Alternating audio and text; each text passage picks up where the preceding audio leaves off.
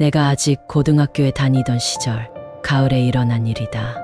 중학교 때 같은 반이었던 친구가 자살했다. 강가에서 가솔린을 뒤집어 쓰고 스스로 불을 붙이는 충격적인 사건이었다. 그는 중학교에서 일진으로 불리는 존재였다. 그는 모두가 두려워하는 존재라 누구도 이름을 편하게 부르지 못했다. 어째서인지 나만은 성이 아닌 이름을 부르는 것이 허용되었다. 그 때문에 주위에서도 우리 둘을 상당히 친하게 보았던 것 같다. 하지만 그와 나는 사고방식, 관심사, 취미, 가정환경을 비롯한 모든 부분이 달랐다. 그가 나에게 이름을 부르라고 허락해준 건 어떤 의미에서는 사는 세계가 완전히 다른 인간이었기 때문이라고 생각한다. 사는 세계가 다르기 때문에 친해질 수 있었던 그런 관계였을지도 모른다. 그런 그가 갑자기 스스로 생을 마감한 것이다. 그로부터 2, 3년이 지난 어느 날 A병원에 그로 추정되는 유령이 나온다는 이야기를 들었다. 애초에 나는 그가 A병원으로 옮겨졌다는 사실조차 몰랐다. 그의 유령이 나온 건 내가 들은 바로는 2번, 목격자 중 1명은 A병원에 입원한 환자 B씨, 또 1명은 간호사 C코씨였다. 어느 쪽도 그와 아무런 관계가 없는 사람들이고 게다가 죽은 지 2, 3년이나 지나서 나타난 것이다. 대체 왜 이제 와서 무익하게 흐른 시간과 무관계한 사람들 앞에 나타난 의미란? B씨가 병원에서 정신을 차렸을 때는 뭐가 뭔지 알 수 없었다. 본 적도 없는 장소, 본 적도 없는 사람들. 놀라서 일어나려 한 건 무의식 중의 한 행동이었으리라. 아, 가만히 누워 계세요. 여성의 상냥하지만 야무진 목소리가 들렸다. 목소리가 들린 쪽을 보자 젊은 간호사가 치료를 하면서 웃으며 B씨를 보고 있었다. 운전 도중에 사고를 당하셨어요. 기억하시나요? 그 말이 계기였다. B씨가 사고가 난 순간을 떠올린 건 건널목을 다 건넌 직후의 일이었다. 갑자기 시야 오른쪽에서 차가 나타났다. 어딘가 멀리서 날카로운 급레이크 소리가 들렸다. 쾅! B씨의 의식은 캄캄해졌다. 그때부터의 기억은 없다. 다행히 B씨의 부상은 그다지 심하지 않았다. 일주일만 지나면 퇴원할 수 있다는 의사의 설명을 급히 온 아내와 함께 들었다. 움직이면 뻐근한 목도 누워있으면 딱히 아프지 않다. 처음 겪은 교통사고, 처음 하는 입원에 당황스럽기 그지없었지만 소등 시간이 되면 간신히 진정이 되었다. B씨의 침대는 주위를 한 바퀴 둘러 커튼이 쳐져 있었다. 천장에서는 다른 환자들이 보는 텔레비전의 빛이 깜빡거렸지만 B씨는 어느새 잠이 들어버렸다.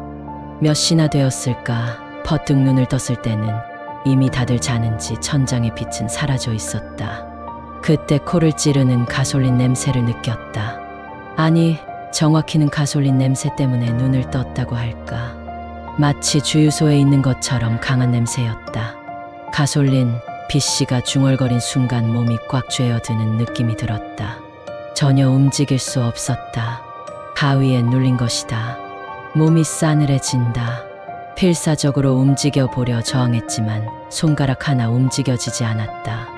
이마와 목덜미에 땀이 흘렀다. 무섭다. 이제까지 느껴본 적이 없는 공포였다. 뭔가가 시작되려 하고 있었다. 갑자기 눈앞에 새카만 뭔가의 잔해 같은 것이 몇 개나 보였다. B씨가 누운 침대 주위에 그것이 대굴대굴 굴러다닌다. B씨의 눈에는 타서 눌러붙은 무언가처럼 보였다. 이상한 점은 천장을 보고 누워있는데도 꼭 몸을 일으킨 것처럼 그 광경이 보인다는 점이었다.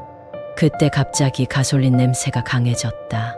그와 함께 뭔가가 타는 악취도 났다. 역시 검게 굴러다니는 저것은 뭔가가 탄 흔적일지도 모른다. 몸은 여전히 움직이지 않지만 가솔린과 타는 냄새는 구역질을 불러일으켰다. 그것은 갑작스럽게 일어났다. B씨 주위에 펼쳐진 검게 탄 흔적. 그 한가운데에서 스으그윽하고 더욱 큰 사람 모양의 검은 덩어리가 나타난 것이다. 우와! 비명을 지르려 했지만 목소리가 전혀 나오지 않았다. 몸은커녕 눈도 제대로 깜빡일 수 없어 B씨는 그저 그 검은 덩어리를 바라볼 수밖에 없었다. 다음으로 B씨의 공포에 박차를 가하는 일이 일어났다. 그 검은 덩어리가 조금씩 느릿느릿하게 다가온 것이다. 가솔린 냄새와 타는 악취는 점점 더 심해졌다. 게다가 B씨의 몸이 뜨거워지기 시작했다. 사람 형태를 한 검은 덩어리는 아직도 타닥거리며 불타고 있었다. 타서 그을린 인간 모양의 그것은 여전히 다가오고 있었다. 그리고 천천히 탄화된 오른손을 B씨 쪽으로 내밀었다. B씨가 의식을 유지한 건 여기까지였다. 기억은 거기서 마비된 것처럼 끝났다. 다음으로 이변을 겪은 사람은 간호사 C코씨. 스태프가 적어 언제나 일에 쫓기는 날들이었다. 야간 근무였던 V코씨는 야간 순찰도 끝나 한숨 돌리며 서류를 훑어보고 있었다. 피로 때문인지 갑자기 졸음이 찾아왔다. 안 되지, 안 돼. 라고 머리를 흔들어 눈을 뜨려 했지만 금세 잠들고 말았다. 서류를 읽는 눈에서 초점이 풀려 결국 의자에 앉은 채로 잠에 빠져들고 말았다. 싸늘한 공기에 이상함을 느껴 눈을 떴다. 야간 근무를 하고 있었을 텐데 한순간 자신이 어디에 있는지 알 수 없었다. 방이 어둡다. 정전이라고 생각했지만 금세 말도 안 되는 생각이라며 일축했다. 여긴 병원이니 만에 하나 정전이 되더라도 자가발전으로 즉시 비상전력이 공급된다. C코씨는 뭐가 뭔지 이해할 수 없게 되어 허둥지둥 몸을 일으키려 했다. 그때 몸이 전혀 움직이지 않는다는 사실을 깨달았다. 가위, 병원의 괴담은 따르는 법이고 어딘지 묘한 체험을 한 적도 있었다. 하지만 가위는 처음이다. 아무튼 침착해야 한다고 생각했다. 그런데 그때 매캐한 냄새가 코를 찔렀다. 뭐지, 이 냄새. 가솔린이잖아. 냄새의 정체를 안 순간 C코씨는 믿기 힘든 일이 일어났음을 깨달았다. 몸이 공중에 떠 있다. 2미터 정도 의자에 앉은 채로 몸이 떠 있는 것이다. 자신의 발끝이 책상 바로 위를 떠도는 것이 보였다. 갑자기 이제까지의 싸늘했던 공기가 뜨거워졌다. 마치 불 옆에 있는 것처럼. 가솔린 냄새가 더욱 강해졌다. 뭐가 뭔지 알 수도 없었다. 여전히 몸은 붕 떠 있고 손끝 하나 움직일 수 없었다. 무섭다. C코씨는 소리도 내지 못하고 속으로 중얼거렸다. 겪어보지 못한 공포에 몸도 마음도 지배당해 어찌할 도리가 없었다. 절망감에 굴할 것 같았던 그때 책상 너머에서 뭔가 검은 것이 보였다. 후끈한 더위와 가솔린 냄새, 뭔가 타서 눌러붙은 잔해와 같은 것이 책상 반대편에 여기저기 굴러다녔다. 그리고 그 한가운데 검은 사람 모양이 목 안쪽에 짧은 비명이 새어나왔다. 검은 실루엣은 점점 다가왔다. 그것이 다가올수록 보이지 않는 열기와 강렬한 가솔린 냄새가 C씨를 달구었다. 검은 실루엣이 수처럼 검은 오른손을 앞으로 내밀었다. 구해줘, 구해줘, 구해줘. 검은 실루엣에서 미약한 파동처럼 마음이 전해져 왔다. C씨에게는 이미 공포를 견뎌낼 힘이 남지 않았다. 무너지듯 그 자리에 쓰러졌다. 그 후 침착함을 되찾은 C씨는 공포 체험을 동료에게 말했다. 그때 C씨는 하늘의 계시처럼 떠올렸다. 몇 년 전에 분신 자살을 해서 병원으로 옮겨진 인물. 왠지 남고생 정도 되어 보였던 그가 바로 검은 실루엣의 주인이 아니었을까. 지바현에서 귀신 마이너스 후쿠오카에서 아키라 아빠의 사연입니다. 한여름에 태양이 저물어 공기가 선선해지자 저녁을 먹은 후에 갓 2살이 된 아들과 밤 산책을 나섰다. 집 근처 언덕길에는 수령 5, 60년은 되었을 오래된 벚나무가 있다. 어째서인지 아들은 그 벚나무 밑동을 가만히 바라보았다. 왜 그러냐고 묻자 나한테 가르쳐주듯 그곳을 가리키며 서툰 말로 귀신, 귀신 하고 소리쳤다. 나는 어린애가 하는 말이라며 가볍게 흘려듣고 별 생각 없이 그럼 귀신은 지금 뭘 하고 있지? 라고 물어보았다. 완전히 어린이 방송에 나오는 유령처럼 휴라고 말할 거라고 생각했는데 예상외로 가오하고 짖는 듯한 대답이 돌아왔다. 의외의 반응이 재미있어. 어디에 있는데? 라고 다시 물었다. 그러자 여기 하고 언덕 위쪽을 가로막듯 팔을 뻗어 크게 좌우로 흔들었다. 물론 그곳에는 어둠만 펼쳐져 있을 뿐. 나는 더욱 재미있어져 좀 더 물어보려고 했지만 쓱 하고 아이가 겁내듯 뒷걸음질 쳤다. 왜 그래? 라고 묻자 무서워 왔다. 라고 말하더니 2m쯤 앞을 가리키고 내 쪽으로 도망쳤다. 그러고 보면 아내도 이 장소는 어쩐지 무섭다고 말했던 게 떠올랐다. 확실히 늙은 벚나무나 저택의 무성한 나뭇가지가 길을 뒤덮어 어두운 건 사실이다. 그런 기척을 민감하게 느끼는 거라고 생각해 싫어하는 아이를 달래며 앞으로 나아갔다. 산책을 끝내고 아이와 함께 목욕을 했다. 갑자기 반쯤 장난기가 발동해 아까처럼 귀신은 어디에 있니? 라고 물어보았다. 그러자 아들은 욕조에서 장난감을 가지고 놀던 손을 멈추고 나에게서 시선을 피했다. 여기? 이게 웬일인지 내 등 뒤를 가리켰다. 설마 달고 온 건가? 담력시험 마이너스 나가노현의 스바루의 사연입니다. 내가 사는 동네에는 심령 스팟이라 불리는 장소가 몇 군데 있다. 전국적으로 유명한 곳도 있는데 무서운 걸 아는 이 지역 사람은 술에 취해도 밤에는 절대 접근하지 않는다. 젊은 녀석들끼리 모여서 술을 마시다가 술 기운을 빌려 터부시대는 담력 시험을 하러 가자는 이야기가 나왔다. 좋아. 그럼 오늘 밤에 둘씩 나뉘어서 각자 다른 장소로 가자. 제일 의욕적이었던 남자가 그렇게 정했다. 멤버 8명은 남녀 둘씩 4팀으로 나눠 자신들이 가고 싶은 장소로 가기로 했다. 보고는 내일 모여서 하자. 우리는 그렇게 약속하고 흩어졌다. 내가 어쿠아 간 곳은 어느 들판이었다. 호수가 보이는 산 중턱에 있는 이곳은 토박이들에겐 꽤 위험시되는 장소였다. 좀 더 편하게 갈 만한 곳을 고르고 싶었지만 다른 녀석들에게 선점당해 남은 곳은 초회급 심령 스팟이라 불리는 그 들판밖에 없었다. 게임이라서 도저히 물러설 수 없는 상황이라 마지못해 그 연못으로 가기로 했다. 울창한 나무들과 생물의 기척조차 느껴지지 않는 들판으로 가는 컴컴한 길. 그야말로 심령 스팟에 접근하기에 딱 맞는 으스스한 분위기가 감돌았다. 임도 안쪽에 차를 댔다. 내리자마자 정체를 알 수 없는 오싹오싹한 기운이 등줄기를 타고 올라왔다. 아무 소리도 나지 않는 캄캄한 산길에 거인처럼 가지를 늘어뜨린 큰 나무들이 머리 위를 덮고 있었다. 당연히 여기까지 와서 물러설 수는 없다. 나는 꺼려하는 어코를 데리고 걷기 시작했다. 고작 몇 분밖에 걷지 않았는데 어코가 여긴 절대로 안 가는 편이 나아 라고 진지하게 말했다. 어코의 얼굴은 어둠 속인데도 창백하다는 걸 알 수 있을 정도였다. 처음에 나는 어코가 안 좋은 짓을 당할지도 몰라 경계하는 거라고 착각했다. 걱정하지 마. 아무 짓도 안 할 테니까. 안심시키려고 그런 말을 하고 반 억지로 손을 끌고 걷기 시작했다. 어코는 잠시 무거운 발걸음으로 따라왔지만 결국 도중에 멈춰 서서 울음을 터뜨리고 말았다. 어코의 손은 차갑고 몸은 덜덜 떨렸다. 어쩔 수 없네. 그럼 그만 가자. 나 스스로도 안심하면서 도중에 돌아가기로 했다. 실은 나도 심상치 않은 무거운 공기를 느꼈기 때문이다. 어코를 차로 집까지 바래다주고 오후에 전화 달라고 말한 후에 심야의 도로를 달려 집으로 돌아왔다. 나는 지쳐 완전히 골아떨어졌는데 다음날 아침 7시쯤 어코한테서 전화가 걸려왔다. 야, 내가 오후에 전화하라고 말했잖아. 수면 부족으로 다소 짜증이 나서 나는 언성을 높이고 말았다. 하지만 어코의 상태가 영 이상했다. 어제 집에 돌아갔더니 엄마가 깨어 계셨어. 한순간 그건 큰일이라고 생각했다. 부모님 입장에선 미성년자도 섞인 젊은이들끼리의 모임이니 늦은 밤까지 딸이 안 들어온다면 화를 내실 만하다고 생각했다. 어머니께서 화 많이 나셨어? 아냐, 그건 아닌데. 그게 뭔가 애매모호한 말하기 껄끄러워하는 말투였다. 다소 강하게 재촉하자 실은 하고 어코는 무거운 입을 열더니 놀라운 이야기를 했다. 어젯밤에 어코가 귀가한 후에 어머니의 베갯머리에 어떤 남자의 귀신이 나타났다는 것이다.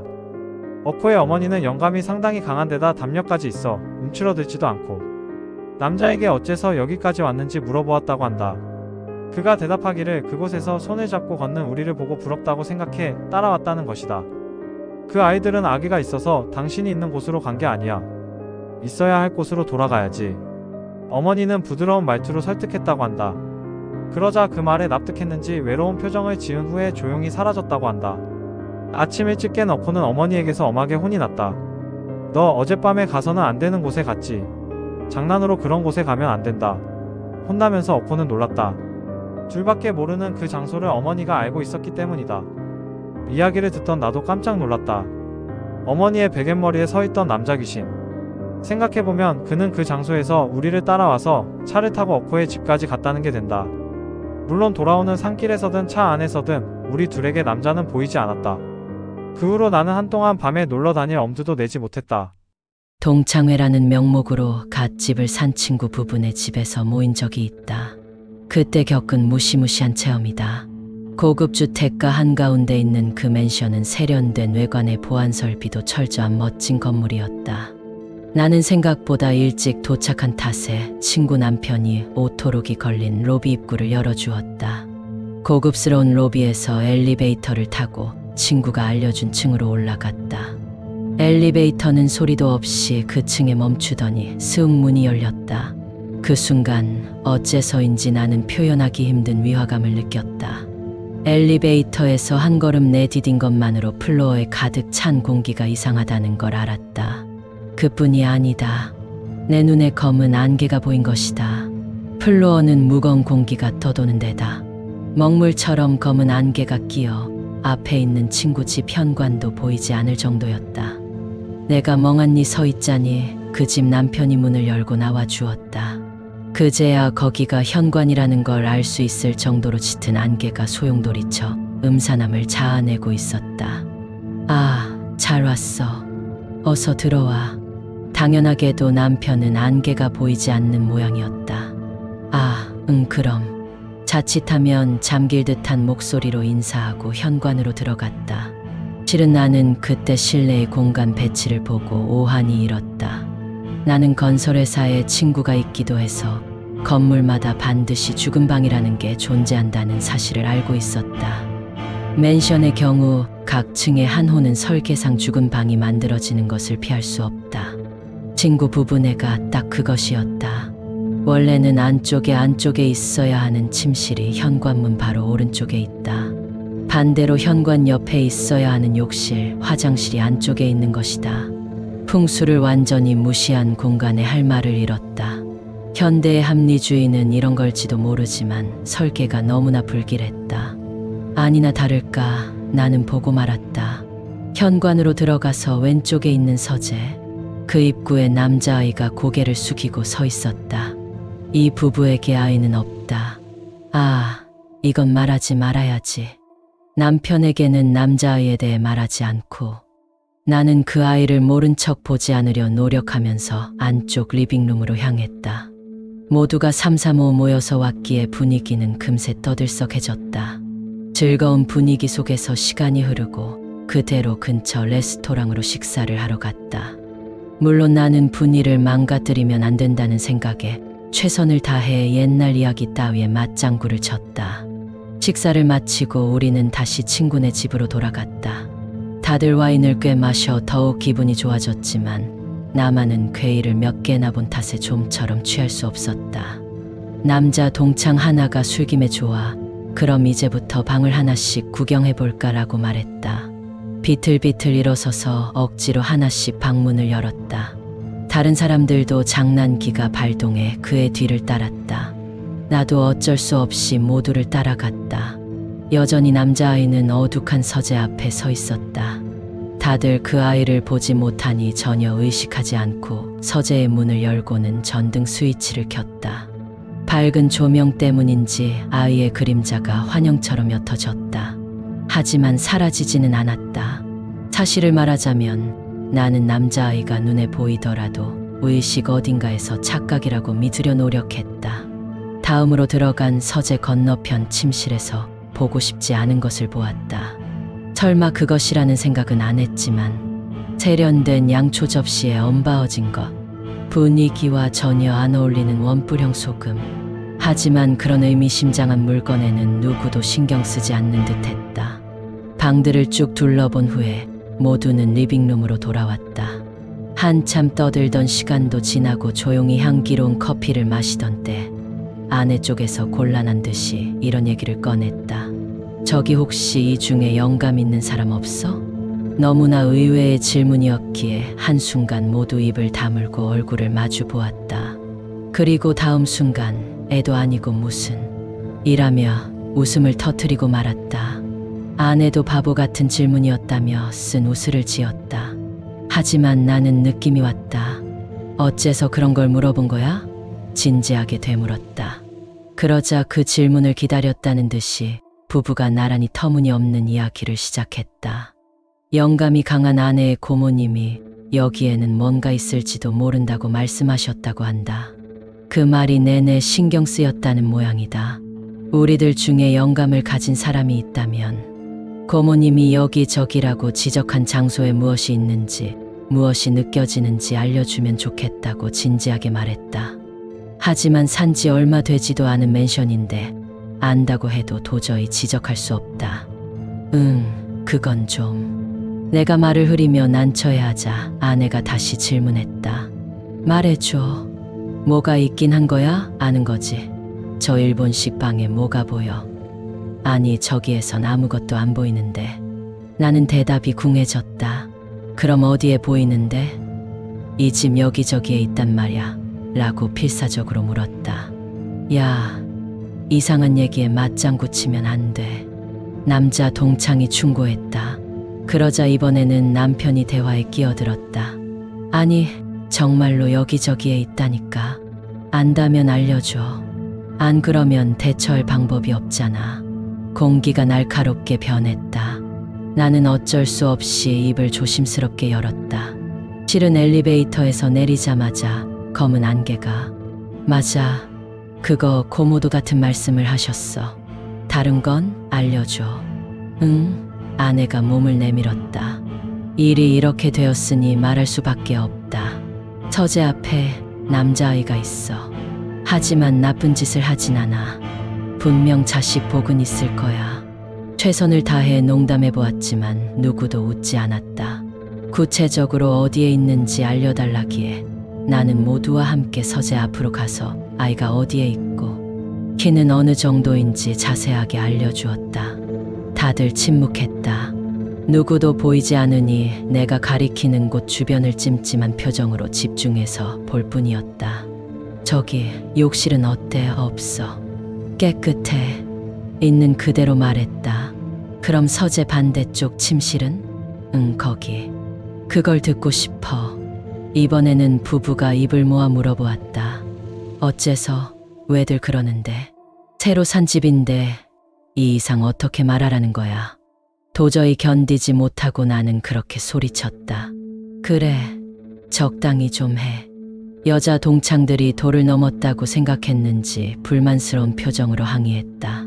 아내는 한숨을 한번 푹 내쉬고서 조용히 말을 이었다. 2주 전에 정말 심각한 일이 있었어. 그러니 부탁이야, 알려줘. 나는 부부의 진지함에 꺾였다. 먼저 내내 시경이 쓰이던 전부터 물어보았다. 저기에 침실에 들어갔을 때 놓인 그거 소금이야?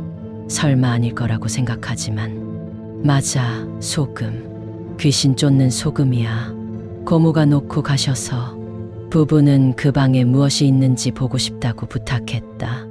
어쩔 수 없이 나는 마음을 단단히 먹고 함께 침실로 향했다. 불이 켜져 있으면 알 수 없어. 조명을 꺼봐.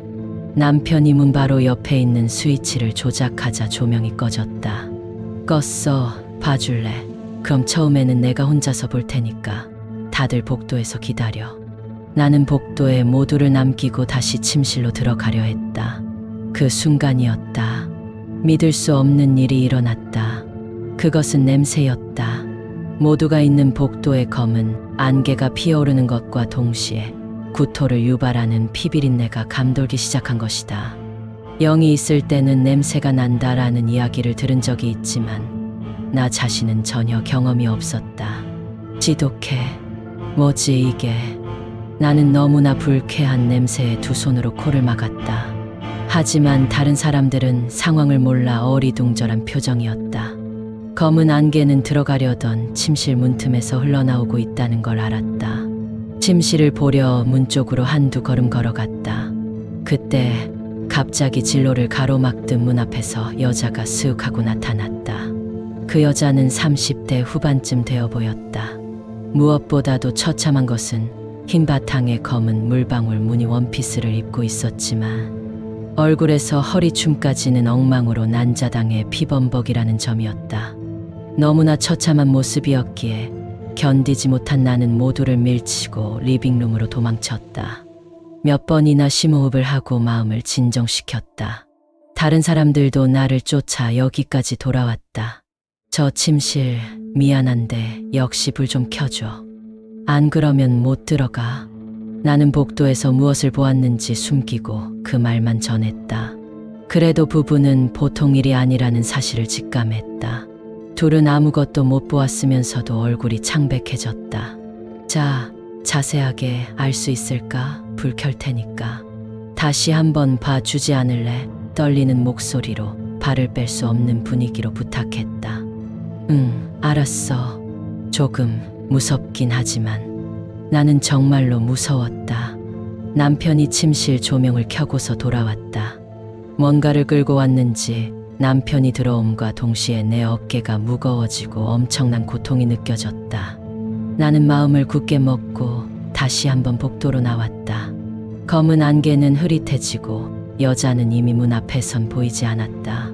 천천히 주위의 기척을 확인하며 나는 문제의 침실로 들어갔다. 실내는 조명이 들어와 훤했다. 문 바로 옆에 있는 소금을 곁눈질로 확인하고 방 안쪽으로 시선을 옮겼다. 그러자 안쪽 천장 구석에 아까의 여자가 있었다. 목을 매단 모습으로 나는 그녀를 못 박힌 듯이 바라보았다. 신기하게도 대화를 나누지도 않았는데 그녀에게 무슨 일이 일어났는지 이해할 수 있었다.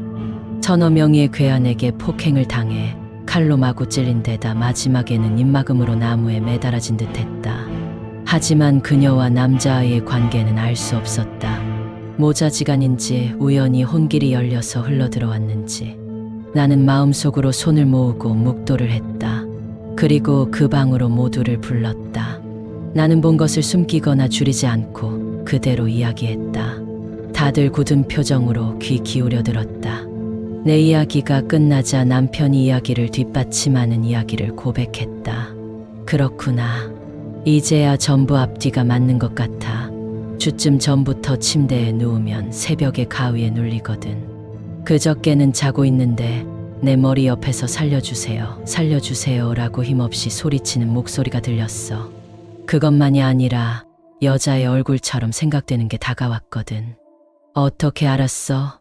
여자의 얼굴이라는 건 나는 분명 저 여자라고 확신하며 물었다. 모르겠어, 모르겠지만 그런 분위기였어. 설명은 하기 힘드네. 충격을 받아 어깨를 늘어뜨린 남편은 꺼져 들어가는 목소리로 말을 끝맺었다. 대화를 듣던 모두의 안색은 창백했다. 입에 손을 가져다 대고 떨림을 참는 사람도 있었다. 다소 영감이 있다고는 해도 나도 이 정도로 심각한 일은 처음이었다.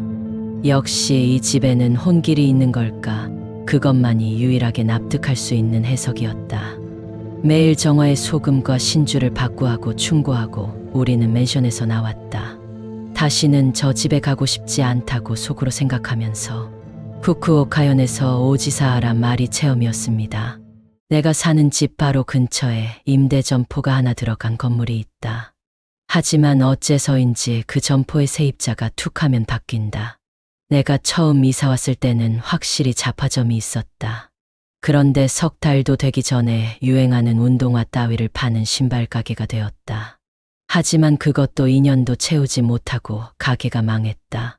사람도 많이 다니고 모퉁이에 자리한 매물이라 입지가 나쁜 것 같지는 않은데 이상하게 어떤 가게도 오래 버티지 못한다.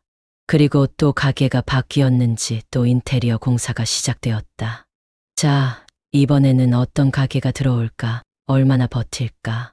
제 멋대로의 억측을 안고서 나는 반쯤 재미로 매일 진행되는 공사를 지켜보았다. 그러다가 이상한 점을 깨달았다. 인테리어가 마무리되고 가게 안에 집기 설비가 들어오면서 어째서인지 가게가 점점 어두운 인상으로 변하는 것이다. 보통은 집기가 들어오면서 가게다운 화사함이 갖춰진다. 그런데 사람이 없는 가게 내부는 오히려 날이 갈수록 음산해져 갔다.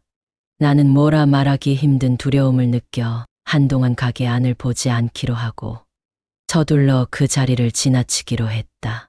시간이 흐르고 보니 이번 가게는 미용실인 것 같았다.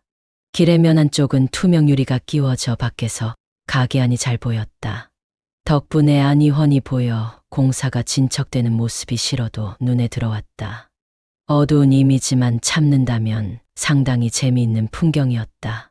매일 역에서 집으로 돌아갈 때 조금씩 내부가 갖춰지는 모습을 다시 흥미진진하게 볼 수 있게 되었다. 이윽고 가게 앞에 종이가 붙었다. 조만간 미용실이 개점한다는 안내였다. 그날은 어지간히 무덥더니 결국 저녁에 거센 비가 쏟아졌다. 공교롭게도 우산이 없었던 나는 역에서 뛰어서 집까지 돌아가려 했다. 하지만 빗발이 너무 거세서 도중에 어쩔 수 없이 비를 피해야 했다. 처마가 있는 곳은 개점을 앞둔 아무도 없는 가게. 즉, 그 미용실 앞밖에 없었다. 후루루르릉 배를 낮게 진동시키는 천둥 소리가 머리 위에서 떨어졌다. 흠뻑 젖은 나는 머리카락을 가게 유리에 비춰보며 빗물을 두 손으로 털어냈다. 머리카락에 손을 대고 빗방울을 후드드득 털어버린 내 모습이 어두운 가게. 내부 때문에 안경처럼 변한 유리에 반사되었다. 나는 그 모습을 보다가 응? 하고 생각해 머리카락을 털던 손을 멈췄다. 뭔가가 이상하다. 뭔지는 확실하지 않지만 어딘지 이상하다. 유리에 반사된 자신의 모습을 바라보며 나는 형용할 수 없는 위화감을 느꼈다. 대체 나는 뭘 신경 쓰고 있는 걸까? 여전히 비는 그칠 생각을 하지 않는다. 나는 어두운 하늘을 올려다보며 다시 뛸지 말지 고민하고 있었다. 이 장소에는 오래 있고 싶지 않았다. 언제 그칠지도 모르는 비를 피하려니 마음이 무거웠다. 조금 졌더라도 뛰자고 결심한 바로 그때. 갑자기 나는 아까 격렬하게 느낀 위화감이 무엇인지 이해했다. 그것은 흔한 일상의 광경과는 다른 이해할 수 없는 현상이었다. 내가 비를 피하는 가게는 아직 개점하지 않았다. 당연한 일이지만 가게 안에 조명이 들어와 있지 않아 어둡다. 그건 안다. 하지만 시선을 밖으로 향하면 주위에는 다양한 가게들이 늘어서 있고 거리는 빛으로 넘쳐난다. 그런데 아무리 그래도 이 가게는 너무 어둡다. 이상하리만치 어두운 것이다. 길 쪽에 설치한 커다란 유리는 투명하다. 아무리 가게에 조명이 꺼져 있다고 해도 투명 유리를 통해 주위에 가득한 빛이 어느 정도는 들어가야 정상이다. 그 증거로 어제까지는 가게 안의 상황이 밖에서 들어온 빛으로 제대로 보였지 않은가. 그 사실을 깨달았을 때 나는 주저없이 전력으로 달리기 시작했다. 뭔가 숨겨진 진상을 떨쳐내듯. 이제는 결코 뒤를 돌아봐선 안 된다는 기분이 들었다. 가게의 어둠 속에서 꿈틀거리는 응어리 같은 것을 본 기분이 들었다. 격해지는 비를 맞으며 나는 더욱 속도를 올렸다. 그 정체 모를 기에 사로잡히지 않기 위해서. 커다란 투명 유리 속의 어둠은 대체 무엇이었을까? 그 어둠 속에 무엇이 숨어 있었던 걸까? 무엇이 들어와도 오래 버티지 못한 가게의 수수께끼는 그 깊게 괸 어둠 속에 답이 있다는 생각이 들었다. 블랙홀처럼 안으로 끌려 들어갈 것 같았던 그 어둠. 무난한 일상 속에서 아무도 알지 못하는 마무리 가만히 함정을 깔아둔 것 같았다. 내 아내는 어느 병원에서 간호사로 일하고 있다. 병원은 신관과 구관으로 나뉘는데 각각 엘리베이터가 1개씩 있다. 신관에는 일반용과 구급용이 있고 구급용 엘리베이터의 안쪽 정면에는 커다란 거울이 붙어 있다. 흔한 이야기지만 예전부터 그 거울에 귀신이 비친다는 소문이 있었다. 아내는 언제나 구관의 엘리베이터를 썼는데 그날은 다른 용건이 있어 신관 쪽으로 갔다가 문제의 엘리베이터를 쓰게 되었다. 시간은 오전 1시를 지나서 별 생각 없이 위로 가는 버튼을 누르자 두 개의 엘리베이터 중 1층에 멈춰있던 응급용 엘리베이터의 문이 귀에 거슬리는 덜컹거리는 소리를 내며 열렸다. 거기에 타서 5층 버튼을 눌렀다. 그 순간 아내는 아차 라고 생각했다고 한다. 큰일 났네 싫은데. 등줄기를 타고 올라오는 냉기에 오싹오싹하면서 거울에서 등을 돌리고 층수를 표시하는 램프만 노려보았다. 제발 빨리 5층에 도착해라. 엘리베이터는 믿을 수 없을 만큼 느리게 올라갔다. 초조해하면서도 꾹 참고 있자니 갑자기 덜컥 드드드라는 엄청난 충격음을 내며 도중에 멈춰버렸다. 아 잠깐 농담하지 마. 구해줘. 머릿속에서 SOS를 날렸다. 무서워서 목소리를 내기도 힘든 싸늘하게 긴장된 공기. 아내는 목소리도 내지 못하고 몸도 움직이지 못하고 눈만 움직여 다음으로 일어날지 모르는 공포에 대비했다. 엘리베이터는 3층과 4층 사이에 멈춰 있는지 3과 4과의 표시 램프가 번갈아 눈부시게 전멸했다. 혼자 남겨진 불안함에 눈을 꽉 감고 이 시간이 한시라도 빨리 지나가기를 기다렸다.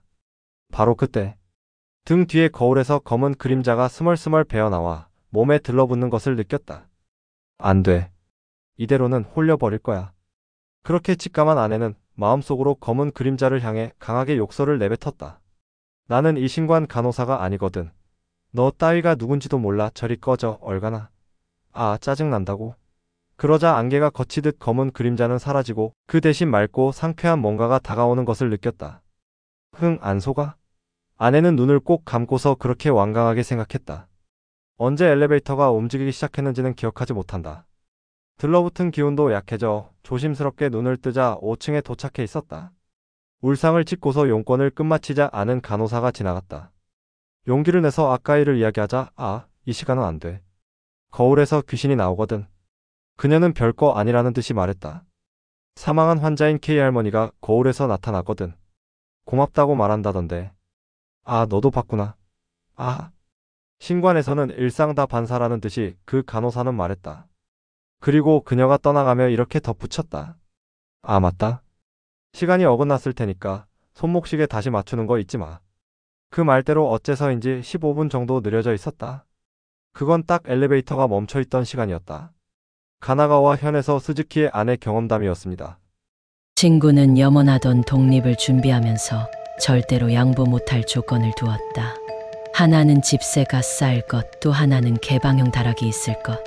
그런 매물을 쉽게 찾을 수나 있을까 하는 마음이었지만 찾다 보니 의외로 이미지에 가까운 집을 발견했다. 친구는 그 방을 보자마자 반해 곧바로 입주를 결정하고 마치 하늘로 날아갈 것 같은 기분이었다. 이사 준비도 내팽개치고 일주일 정도 그 집에서 묵겠다고 결정했다. 두근거리는 기분으로 자기 집이 된 방의 현관 앞에 섰다.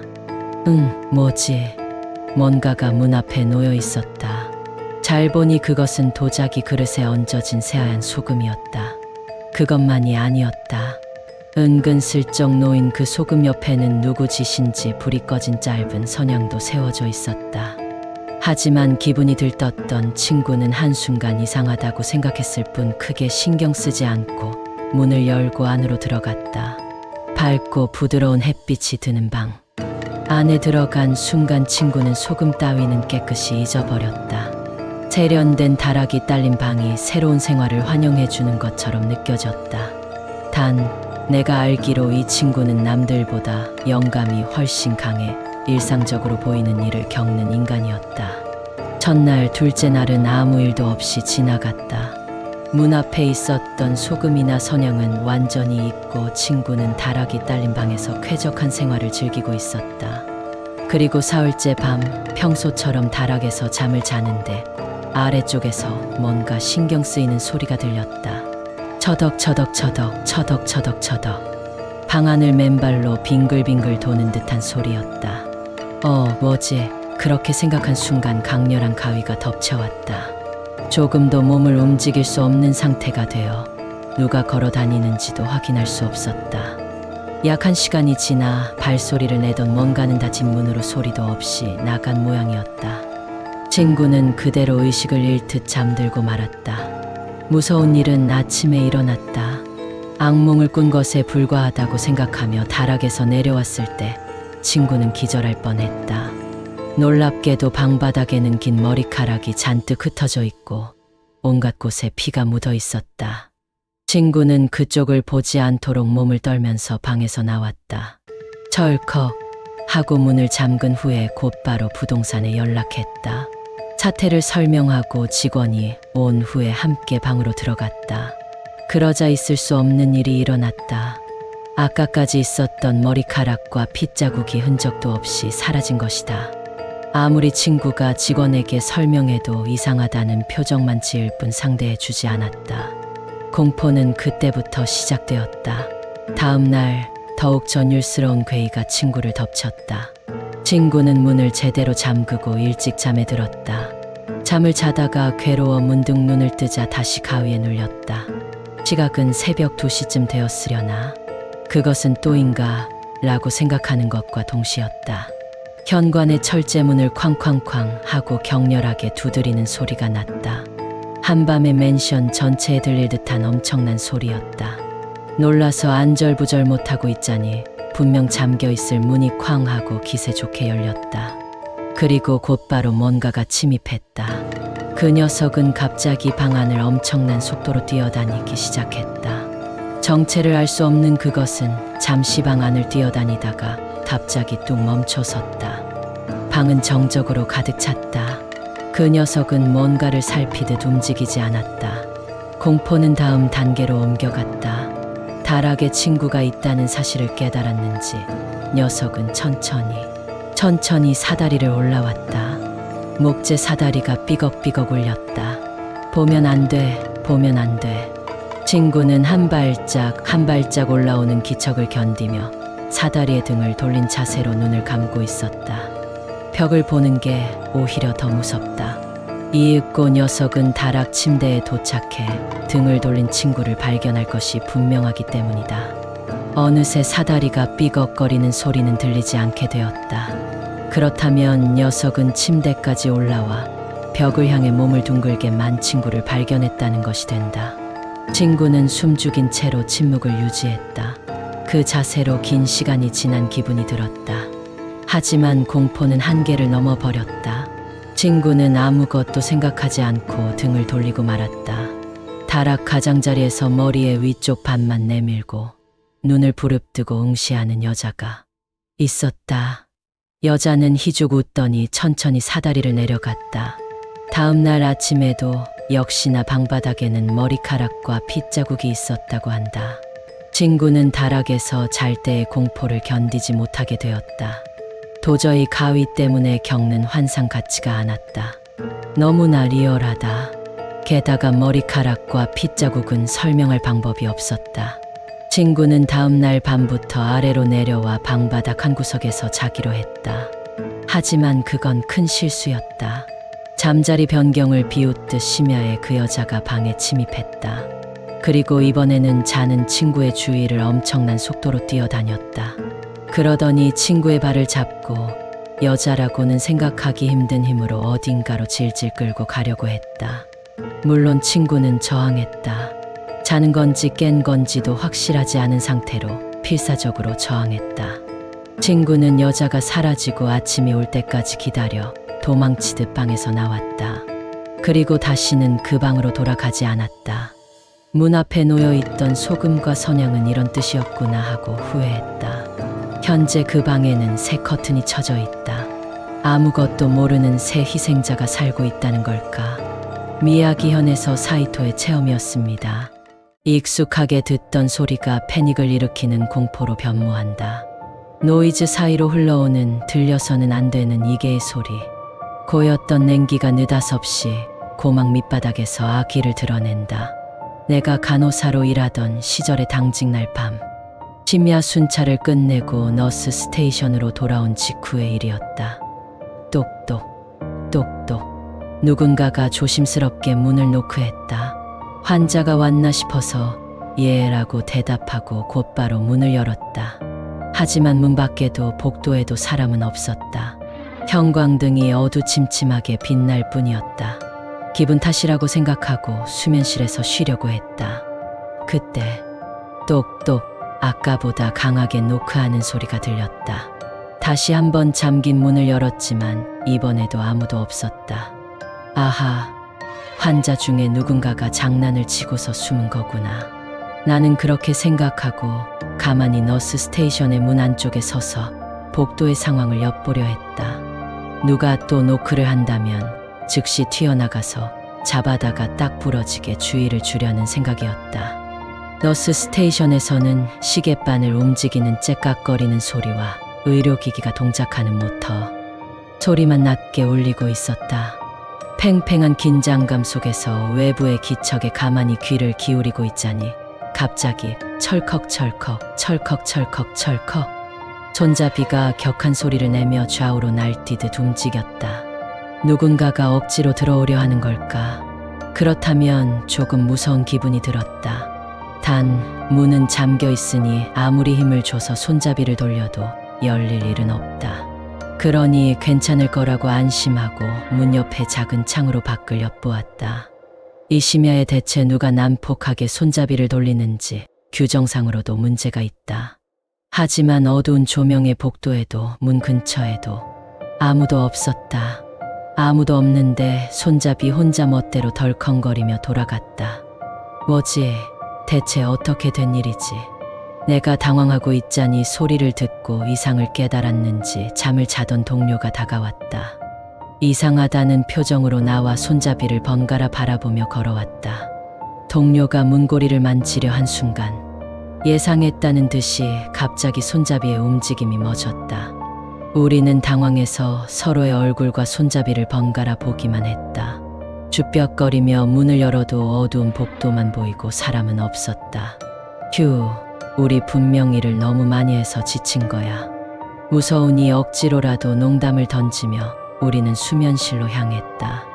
물론 문은 확실하게 잠그고서 잠시 지나자 이번에는 누군가가 너스 스테이션에 들어오는 기척이 느껴졌다. 심장 박동이 순식간에 빨라졌다. 문은 잠가 놓았다. 분명 누구도 들어오지 못할 텐데. 나는 결심하고 침대에서 일어나 수면실 커튼을 확 걷었다. 아무도 없다. 너스 스테이션에는 파르스름한 형광등 불빛만 떠돌고 있었다.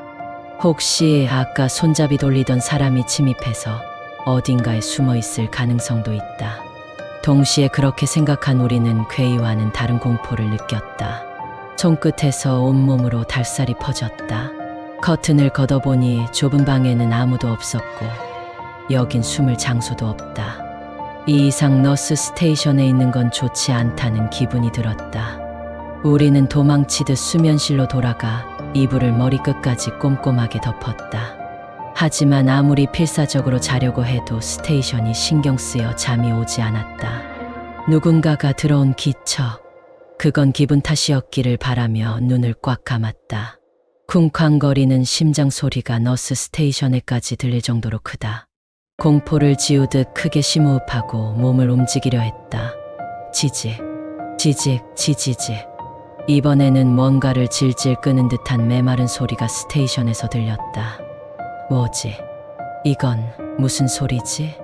나는 이불 속에서 필사적으로 소리의 정체를 상상했다. 가장 비슷한 이미지는 신문지. 젖은 신문지를 질질 끄는 소리와 비슷했다. 하지만 대체 누가, 어째서 신문지를? 문이 잠긴 너스 스테이션에 어디선가 들어온 뭔가가 신문지를 끌며 걸어다니고 있다. 그런 바보 같은 일이 있겠나 싶어 엉뚱한 상상을 지웠다. 하지만 저 소리는 대체 우리를 지켜주는 것은 단 한 장의 얇은 커튼. 그 바로 건너편에 뭔가가 있다. 지지 하는 크고 작은 소리가 내내 이어졌다. 우리는 교대하는 동료가 출근할 때까지 긴 시간을 견뎠다. 그것이 사람이라면 스테이션의 형광등 불빛을 받아 커튼에 그림자가 생겼을 것이다. 하지만 실루엣은 단 한 번도 보이지 않았다. 대체 무엇과 맞닥뜨린 걸까? 우리는 홋카이도에서 폰타 여성의 이야기였습니다. 단신부임을 하게 된 나는 회사의 독신자 기숙사에 들어갔다. 4층짜리 기숙사의 3층, 내가 살던 제일 안쪽 방에서 있었던 일이다. 어느 날 밤 자다 보니 문득 눈이 떠졌다. 한 번 잠들면 어지간해선 깨지 않는 내가 그날 밤만은 어째서인지 눈이 떠졌다. 손목 시계를 차고 잠을 자는 버릇이 있기에 별 생각 없이 시계를 보자 새벽 2시였다. 별 생각 없이 일어난 김에 화장실에 갔다가 또 태연하게 이불에 들어가 눈을 감았다. 그것이 이변의 시작이라는 생각은 그때는 조금도 하지 않았다. 다음 날 밤에도 평소처럼 12시쯤에 이불 속으로 파고들었다. 그러자 어제와 마찬가지로 또 밤중에 눈이 떠져버렸다. 시계를 확인하니 새벽 2시. 어젯밤과 완전히 똑같은 시간이었다. 이틀 연속으로 같은 시각에 눈이 떠졌지만 단순한 우연의 일치라며 마음에도 두지 않았다. 하지만 사나흘 연속으로 똑같은 새벽 2시에 눈이 떠지자 아무리 날아도 기묘한 느낌을 받았다. 게다가 오전 2시라면 옛날 사람들이 말하는 축시, 유령이 나온다는 시간대다. 인간은 약한 존재라서 그 점을 깨닫고 나면 다음 날도 다다음 날도 또 이 시간에 눈이 떠지지 않을까 불안해지기 마련이다. 예전에 들은 괴담을 떠올리는 등 어두운 방 안에서 불온한 상상을 하다 보면 등줄기가 오싹해지기도 한다. 그리고 공포의 예감은 현실이 되었다. 매일 오전 2시에 눈이 떠지게 된 지 딱 일주일째. 공포가 현실이 되어 습격해왔다. 이번에는 내가 눈을 뜬 것이 아니라 뭔가가 깨운 것이다. 똑똑똑 갑자기 강철문을 노크하는 소리가 났다. 언제나 눈 뜨는 새벽 2시에 극심한 공포의 목소리도 나오지 않는다. 노크 소리는 꿈일 뿐이라고 이불 속에서 스스로를 타이르려 했다. 하지만 꿈이 아니라는 건 나 자신이 가장 잘 알고 있다. 소리를 내지 않고 가만히 이불에서 몸을 반쯤 내밀어 문에 귀를 기울였다. 문 밖은 여전히 고요했다. 숨을 죽인 채로 몇 분이 지났다. 아무 일도 일어나지 않았다. 역시 기분 탓이었나 라고 생각한 바로 그 순간에 똑똑똑 조심스럽게 다시 노크 소리가 들렸다. 나는 무리해서 공포를 억누르며 친구의 장난일지도 모른다고 생각하기로 했다. 용기를 최대한 쥐어짜내 문에 다가갔다. 얇은 철판 너머에 있는 누군가를 향해 떨리는 목소리로 물었다. 이런 밤에 대체 누구야? 그러자 그 대답을 기다렸다는 듯이 아까보다 더 강하게 쿵쿵쿵 하고 조급하게 문을 두드리는 것이다. 나는 패닉에 빠질 뻔했다. 재촉하듯 두드리는 건 친구일까 아니면 순식간에 공포보다 정신적 공황이 앞섰다. 머리가 텅 비어 전등을 켜고 손잡이를 쥐었다. 뭐야? 대체 누구냐니까? 날카로운 목소리로 고함친 순간 곧바로 쾅쾅쾅 하고 격렬하게 문을 두드리는 소리가 났다. 틀림없이 저기에 누군가가 있다. 오로지 그것만이 사실이다. 작작 좀 하라니까 소리를 지르면서 나는 동시에 문을 활짝 열어젖혔다. 하지만 아무도 없는 고요한 복도만 있었다. 파르스름한 형광등이 켜진 잡음 하나 없는 으슥한 복도. 사람이 보이기는커녕 인기척조차 느껴지지 않았다. 이마에서 식은 땀이 주르륵 흘렀다. 등은 마치 전기가 통한 것처럼 가느다랗게 경련하고 있었다. 그만큼이나 격하게 문을 두드렸는데 문을 연 순간의 모습을 감춘 무언가. 밤마다 이어진 2시의 각성은 이런 결말이었나. 아무도 없이 지나칠 정도로 고요한 복도를 바라보며 나는 멍하니 서 있기만 했다. 그리고 나는 금세 진정한 공포를 예감했다. 문을 연 순간에 설마 그 뭔가가 방에 침입한 게 아닐까 하고. 홋카이도에서 지바 슈사쿠 체험기였습니다. 내 영감이 강해서 뭔가를 부르는 건지 집 자체에 뭔가 사연이 있는 건지 예전에 빌려서 살던 단독주택에서 있었던 일이다. 그 집은 랩 현상을 비롯해 한밤의 발소리, 멋대로 물체가 움직이는 소리 등 기묘한 현상이 끝없이 일어나는 곳이었다. 그 집에 입주하고 몇 달이 지난 여름날 밤에 심각한 일을 겪었는데 그 전에 10년쯤 전의 사건을 알아야 할 필요가 있다. 당시 돌아가신 아버지 때문에 숙부께 빚이 떠넘겨졌다. 어지간히 독촉이 심했는지 결국 숙부는 괴로움을 못 이기고 숙모와 어린 외동아들을 남기고 자살하셨다. 당연한 일이지만 뵐 면목이 없다는 이유로 어머니나 나는 장례식에 참석할 수조차 없었다. 그런 괴로운 일을 겪은 후 그 일가와는 소원해지고 말았다. 그런데 딱 10년이 지나 숙부가 내 베갯머리에 선 것이다. 나는 이미 결혼을 했고 그날 밤에 남편은 옆방에서 늦게까지 키보드를 두드리고 있었다. 나는 먼저 침실에서 쉬기로 했다. 피곤하기도 해서 금세 꾸벅꾸벅 졸기 시작했는데 잠에 들려던 나는 갑자기 가위에 눌렸다. 너무 괴롭고 움직일 수도 소리를 낼 수도 없다. 아니, 숨조차 쉴 수 없었다. 금붕어처럼 입만 뻐끔거리면서 이제부터 무슨 일이 벌어질지 겁을 먹었다. 혼란스러운 의식 속에서 일단 눈을 뜨고 어떻게든 가위를 풀어야겠다고 생각한 바로 그때 머리 바로 위에서 으스스한 목소리가 들려왔다. 데리러 왔다. 낮고 탁한 목소리는 분명히 돌아가신 숙부의 것이었다. 하지만 그 음성은 마치 텔레비전 공포물에서 흘러나오는 목소리처럼 으스스하게 메아리쳤다. 깊은 한과 까닭 모를 원한을 한마디 한마디에 응축한 듯한 목소리. 나는 단호한 의지를 거기에서 느끼고 말았다. 아, 저항해봐야 소용없을지도 몰라. 어쩔 수 없을지도. 무자비하고 차가운 목소리와 압도적인 위압감에 나는 숨을 헐떡이는 상태로 단념했다. 다음 순간 내 목에 로프가 걸렸다. 힘으로 로프가 꽉 당겨졌다. 목에 그 감촉이 새겨졌다. 예전에 숙부님이 목에 로프를 감을 때 이런 느낌이셨을까. 나는 자는 자세 그대로 바닥에 등을 마찰하며 질질 끌려갔다. 물론 숨은 쉴 수 없다. 끌려가는 동안에도 목은 점점 더 강하게 조여져 갔다. 양쪽 손가락을 로프와 목 사이에 넣어 공간을 만들어 보려 했지만 그럴 여유도 없었다. 정말로 이젠 틀린 것 같다. 죽을 수밖에 없는가 봐. 흐려지는 의식 속에서 그렇게 각오한 순간 뽀각 큰 소리가 났다고 생각했더니 목이 완전히 뒤로 젖혀지듯 툭 쓰러졌다. 그와 동시에 나는 눈을 떴다. 가위도 풀렸다. 심장만 정신없이 종을 치듯 쿵쾅거리며 온몸에 산소를 보내고 있었다. 살아있다는 사실이 믿기 힘들었다. 나는 손을 더듬어 전화를 들고 내 손으로 남편을 불렀다. 왜 지금 바쁜데? 내 사정을 알지 못하는 그는 전혀 상대해 주지 않았다. 공포의 여운이 여전히 남은 나는 어떻게 할까? 고민하다가 이불 속에 숨어 수호령에게 필사적으로 도움을 구했다. 기도하는 동안에 의식이 흐려져 나는 다시 잠에 빠진 것 같았다. 나는 꿈을 꾸었다. 아니, 정말로 꿈이었는지도 확실하지 않다. 자고 있을 터인 내가 상반신만 깨서 침대에 앉아 불 꺼진 침실을 바라보고 있다. 남편은 옆에서 숙면하고 있는 듯 했다. 그뿐이라면 그저 아무것도 아니지만 문제는 그 직후였다. 눈앞에서 옷소매와 자락이 긴 새하얀 옷을 입은 여자가 천천히 방을 나가는 것을 감지했다. 뒷모습밖에 보이지 않았지만 아름다운 웨이브에 긴 흑발이 찰랑거렸다. 게다가 몸 안쪽에서 하얗게 빛이 났다.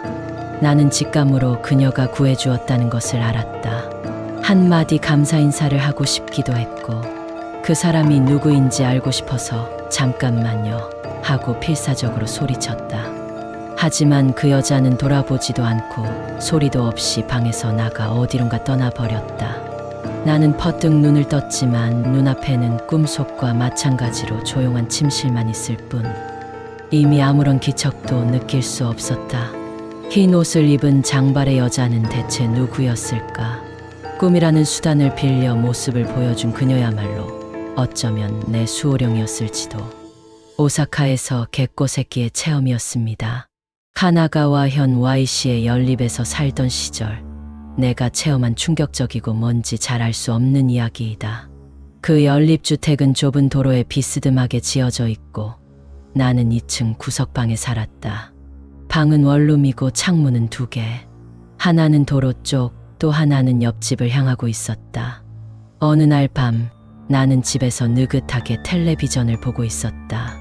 도로 쪽 창문을 왼쪽에 두고 옆집의 면한 창문을 보는 자세로 앉아 있었다. 콩콩, 콩콩콩. 뭔가 작고 건조한 소리가 들렸다. 그 고리는 도로 쪽 창문에서 들려오는 듯했다. 이상하게 여겨 반사적으로 소리가 난 쪽으로 다가갔지만 창문은 꽉 닫혀 있었다. 불투명 유리로 밖에는 캄캄한 밤이 펼쳐져 있다는 것을 알았다. 특이한 점은 없었기에 기분 탓이라고 생각하고 다시 텔레비전을 보았다. 그러자 다시 콩콩 하고 아까보다 좀 더 큰 소리가 들렸다. 이번에는 제대로 들렸기에 기분 탓이 아니라는 건 확실했다. 내 방은 2층이라 발 디딜 곳이 없는 밖에서 창문을 노크한다는 일은 있을 수 없다. 기묘한 현상이었지만 기분이 나빠 일부러 무시하기로 했다. 텔레비전 음량을 높이고 신경 쓰지 말자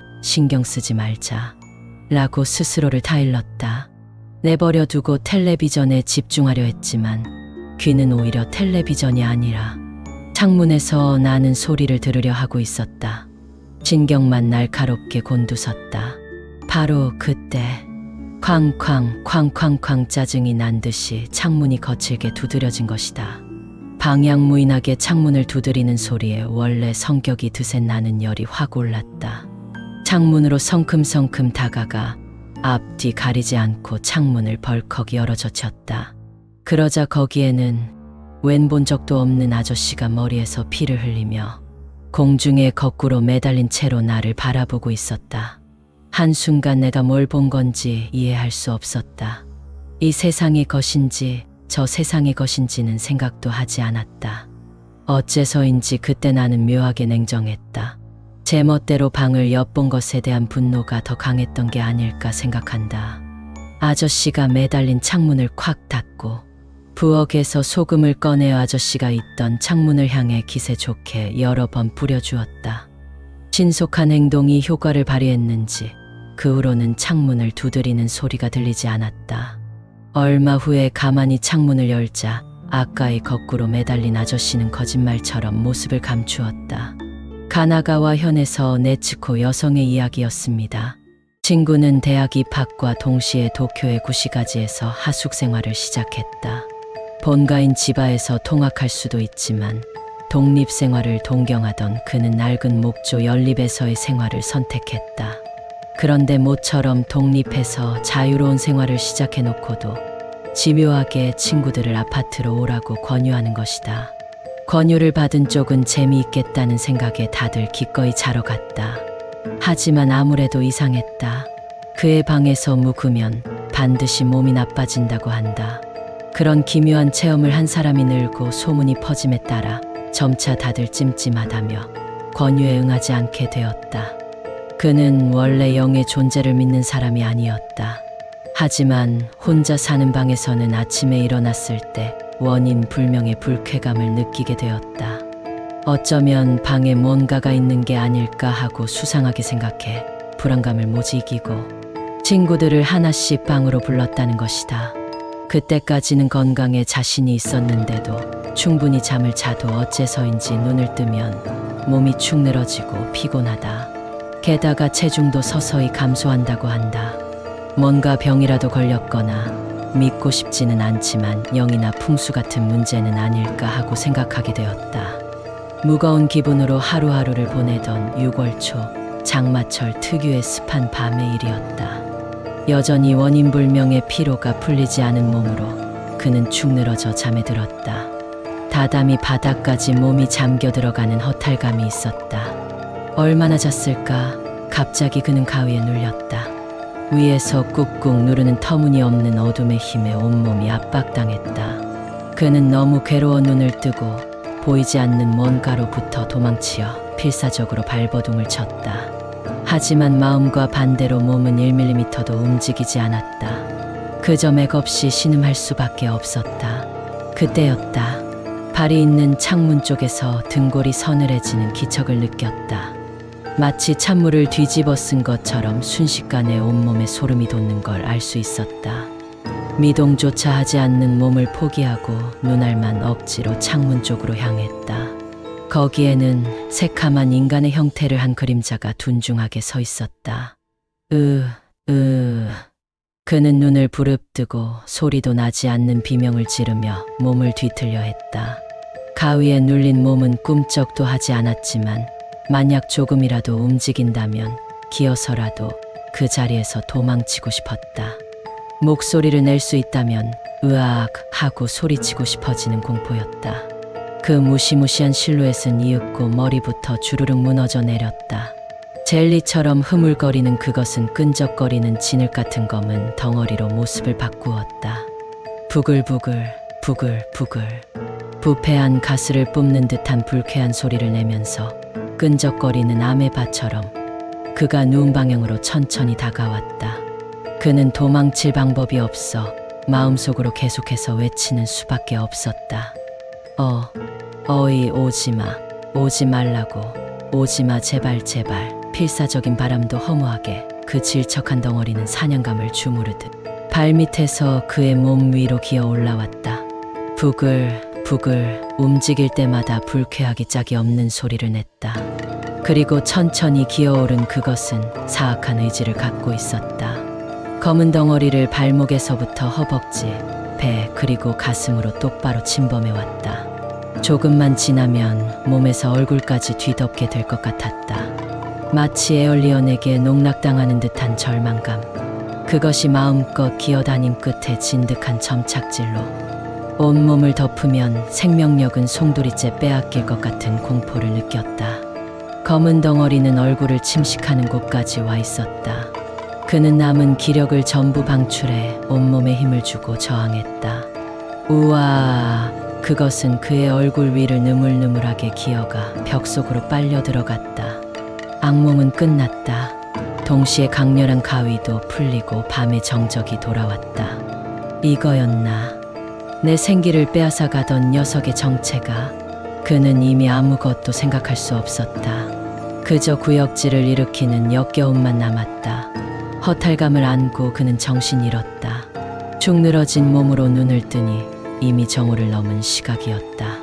그는 중병에 걸린 사람처럼 무거운 몸을 간신히 일으켜 세워 꼭 필요한 짐만 들고 방에서 뛰쳐나왔다. 곧바로 본가로 옮겨 다시는 그 집으로 돌아가지 않았다. 나중에 친구의 소개로 영능력자에게 영시를 의뢰했더니 저승으로 이어지는 영의 길이 창문에서 벽까지 나 있다는 이야기를 들었다. 그 선상에 그는 매일 밤 무방비하게 몸을 드러내고 잤다는 것이다.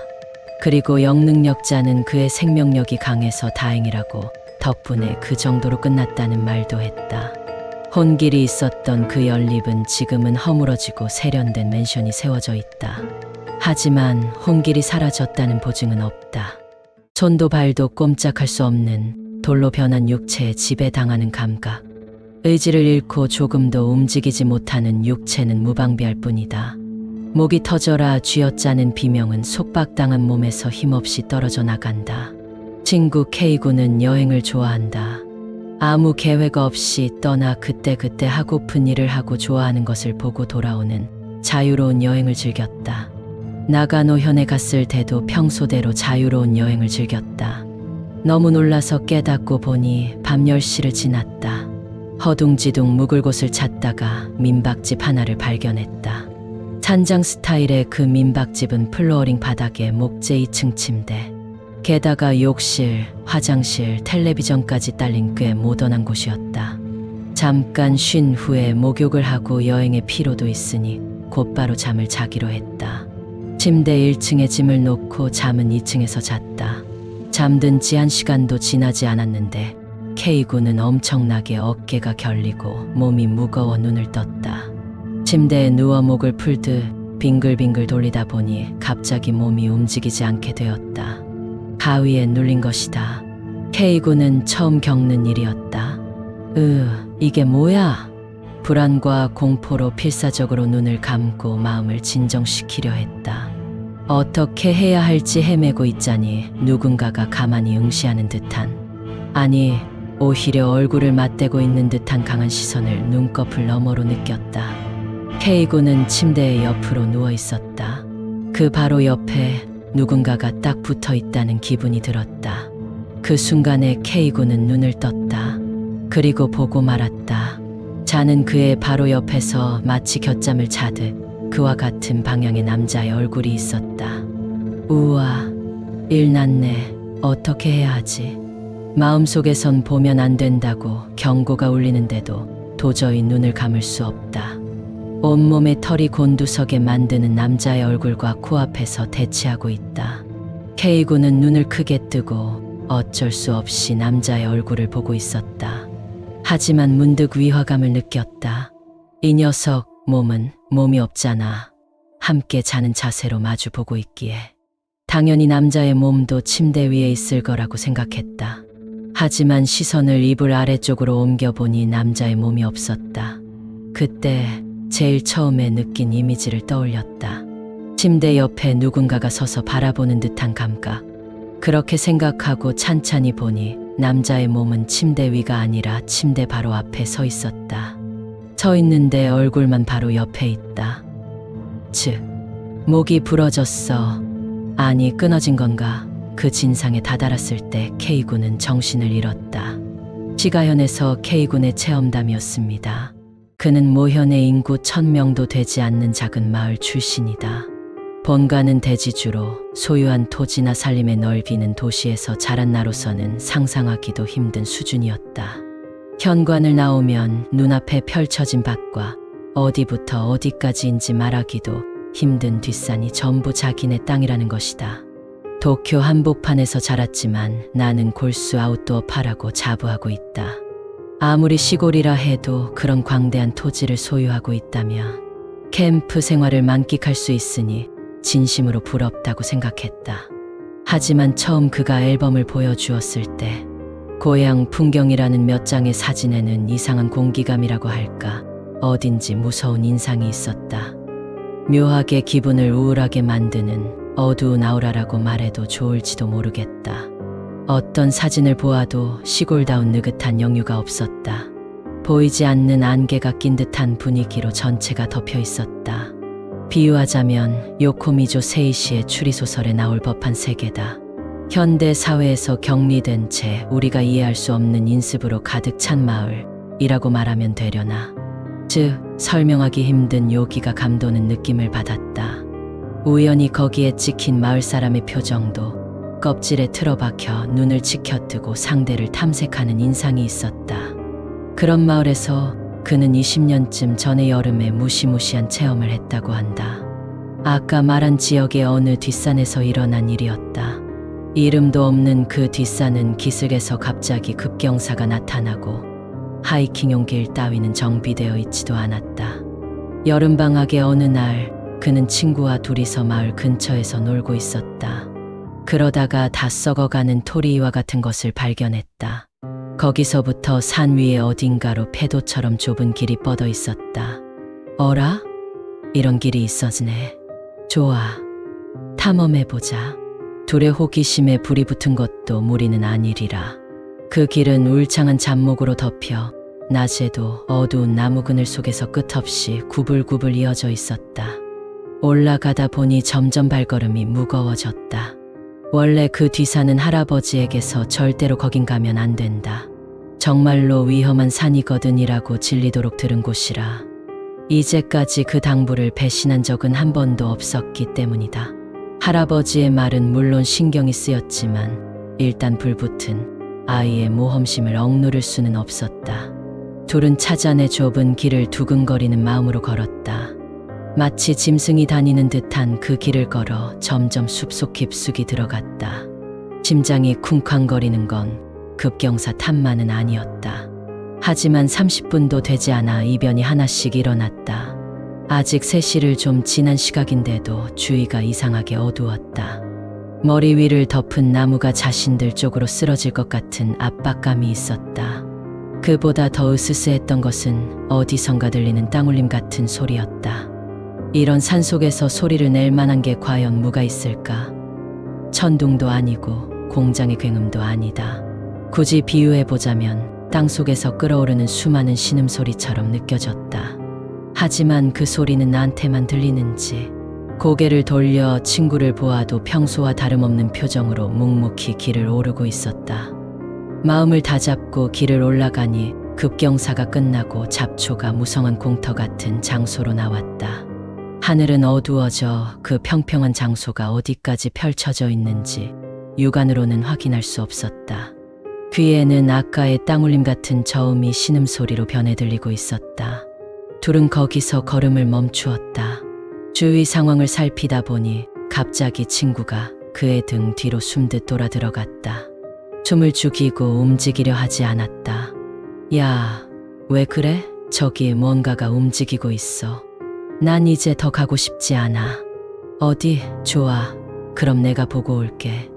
그가 그렇게 말하고 걸어가려 하자 친구는 혼자 남는 게 불안해서인지 그의 옷소매를 붙잡고 따라왔다. 어둠이 짙어진 전방을 향해 둘은 천천히 다가갔다. 그리고 거기서 둘은 보고야 말았다.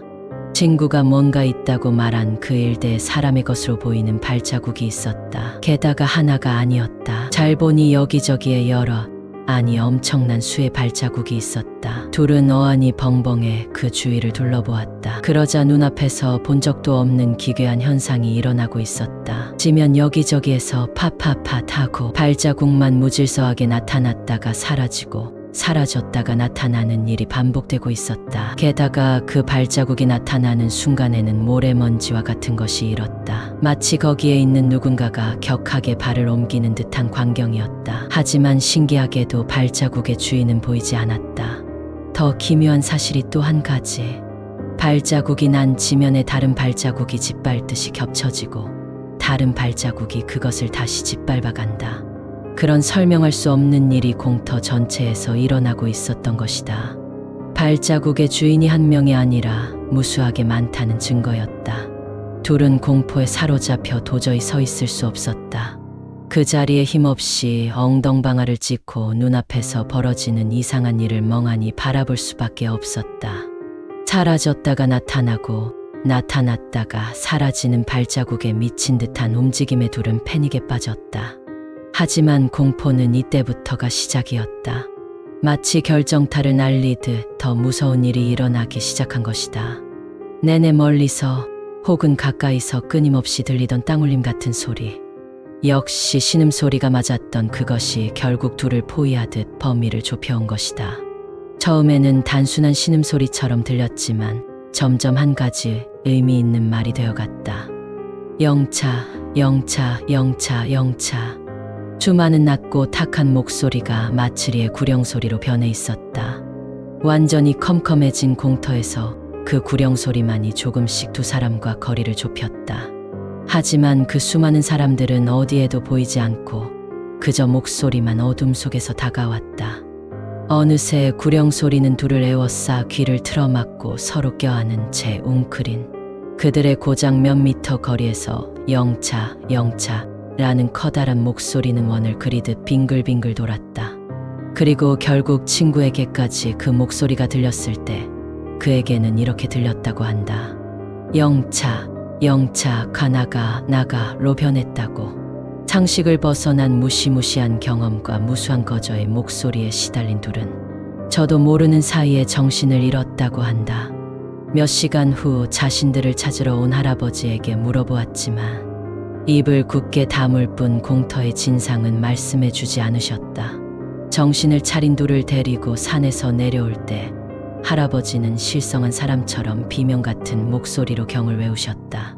그 할아버지도 몇 년 전에 돌아가셨기에 그곳에서 일어난 괴의 수수께끼는 영원히 풀 수 없게 되었다.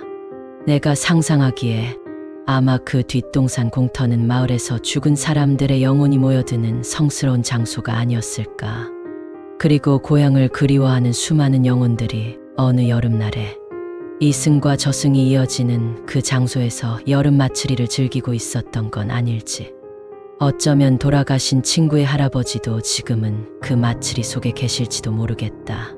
사이타마현에서 마츠모토의 이야기였습니다. 검은 옷의 남자 효고연의 토모나리 유카미 사연입니다. 고등학교에 진학한 지 얼마 되지 않아 나는 과로로 쓰러지고 말았다. 체력 부족에다 익숙하지 않은 고등학교 생활이 더해져 피로가 쌓인 것이다. 나는 요양 중에 시설의 방에서 푹 잠을 잤다. 6인실의 다른 사람들은 창가에서 공부를 하고 있는 듯했다. 나는 침대에서 기묘한 꿈을 꾸고 있었다. 어째서인지 공중에 붕 떠 있고 아래를 보니 바늘처럼 뾰족한 바위가 우뚝 선 모습이 보였다. 문득 기척을 느끼고 오른쪽을 보자 어떤 남자가 나처럼 둥둥 떠서 날고 있었다. 그 사람은 온통 검은색 옷에 어째서인지 몸 왼쪽이 피투성이었다. 피로 물든 고통스러운 얼굴로 나를 보더니 그것이 신호라는 듯이 앞으로 스르륵 날아갔다. 나는 어째서인지 그에게 이끌리듯 딱 붙어서 따라갔다. 얼마나 날았을까? 나는 어느새 커다란 검은 구멍으로 이끌려갔다. 뻥 뚫린 그 구멍에 들어가려던 순간 친구의 목소리에 눈을 떴다. 깨닫고 보니 침대 주위에 방 사람들이 전부 모여 있었다. 어딘지 걱정스러운 눈빛으로 보던 친구가 말했다. 무슨 일 있어? 괜찮아? 너 눈을 뜬 채로 자고 있었어. 여기에는 조금 놀랐다. 눈을 뜬 채로 자고 있었다고 하는데 그럼 그 꿈은 어떻게 꿨을까 하고 생각했다. 이상한 일은 그게 끝이 아니라 시작이었다. 나는 그 다음 날부터 언제나 누군가의 기척을 느끼게 되었다. 그와 동시에 빈번히 가위에 눌리는 체질이 되었다. 혹시 그 이상한 꿈이랑 관계가 있는 걸까? 어쩐지 그렇게 연관짓게 되었다. 그런 날들을 일주일쯤 보냈을 때 다른 병동에 입원 중인 아는 언니가 지나가던 나를 일부러 불러 세웠다. 언니는 한참 머뭇거리다가 말했다. 내 뒤에 남자가 들러붙어 있어. 뭐? 누구? 어떤 사람인데? 의외의 지적에 나는 놀라서 되물었다. 검은 옷을 입고 엄청 심하게 다친 사람. 나는 대답할 말을 잃었다. 그야말로 내가 꿈에서 본 그 사람이었다. 꿈 이야기는 누구에게도 하지 않았는데 어떻게 그렇게 딱 맞힌 걸까? 나는 어안이 벙벙해져 곧바로 뭔가 말하려 했지만 제대로 입 밖으로 나오지 않았다. 꿈 이야기는 어째서인지 말하지 않는 편이 좋겠다는 느낌이 들었다. 너 재령을 하는 편이 좋겠어. 언니는 진지한 눈빛으로 그렇게 말하고 떠나갔다. 나는 순순히 언니가 한 말을 믿었다. 친척이 운영하는 절에 부탁해 재령을 했다. 다행히 그 후로 피투성이의 남자가 나오는 꿈은 꾸지 않게 되었다. 나에게 들러붙은 것도 사라진 듯했다. 하지만 누군지도 모르는 그 피투성이 남자는 대체 왜 나한테 붙어 있었던 걸까? 성터 도쿄의 테레 사연입니다.